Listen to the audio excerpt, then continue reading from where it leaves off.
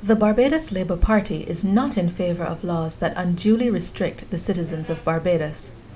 That was the word from former Attorney General and candidate for St. Joseph, Dale Marshall, as he spoke at an opposition press conference over the weekend. And we have vowed to support any reasonable efforts to try to stem the growth of criminal activity in Barbados.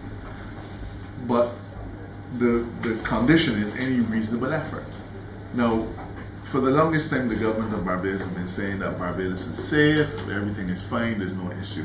But then late last year in December, they attempted to foist on this country, and I don't apologize for my term, they attempted to foist on this country, I suppose they were successful in doing it, an amendment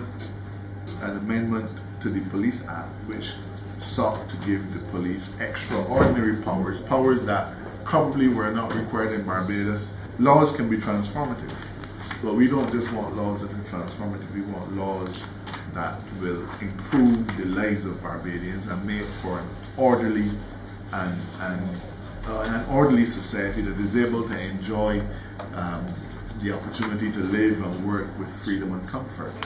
But undue restrictions on a populace is something that must always be rejected.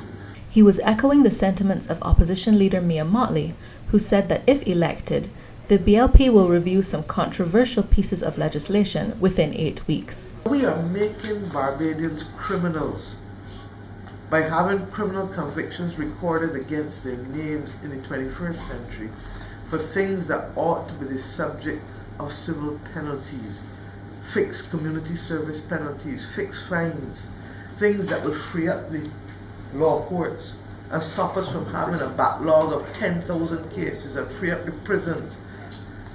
You must reserve confinement, loss of liberty, for the most egregious acts in a society.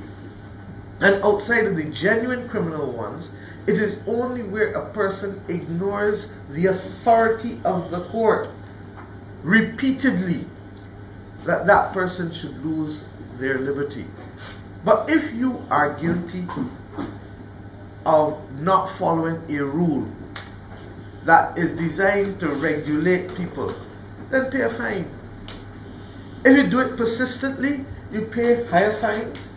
And if you are then still doing it as a recidivist, it is at that point that the court says, look, you are no longer guilty of a fine. You are guilty of refusing to be a good citizen and follow the rule of law in this country.